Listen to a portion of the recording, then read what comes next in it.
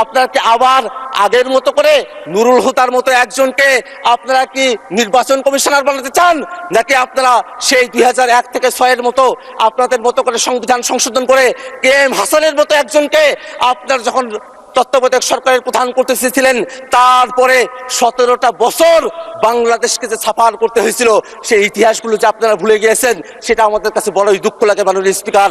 আমরা একটা কথা বারংবার আপনাদের কাছে বলি, 90-এর পরে 3 জোটের রূপরেখা আপনারা সহজে মানতে চান নাই, কিন্তু জনগণ যখন রাজপথে নেমে এসেছিল আপনারা কিন্তু তখন মানতে বাধ্য হয়েছিলেন। আমরা জানি নির্বাচনের আগে আপনারা যখন জনগণের কাছে গিয়েছিলেন আপনারা গণভোটের কথা বলতে বাধ্য হয়েছিলেন। আপনারা এই কারণেই বাধ্য হয়েছিলেন, নতুবা জনগণ সেই সময়টাতে যে সিদ্ধান্ত নিত সেই সিদ্ধান্ত আপনাদের ফেভারে নাও যেতে পারতো। সেই জনগণকে তারা আজকে জুলাই সনদ পরিস্থিতি পড়ে নাই সেই ব্যাখ্যা বিশ্লেষণ করার কথা বলা হয়। যেই জনগণ জুলাই সনদে ভোট দিয়েছে ওই জনগণ তো সরকার নির্বাচনের জন্য ভোট দিয়েছে, তাহলে আপনাদের ম্যানিফেস্টো থেকে কয়জন ভোট দিয়েছে সেই প্রশ্নটা আমরা করতে চাই মাননীয় স্পিকার। আপনাদের কাছে একটাই মাত্র চাওয়া, এটাতে আইনগত কোনো বাধ্যবাধকতার জায়গা নেই।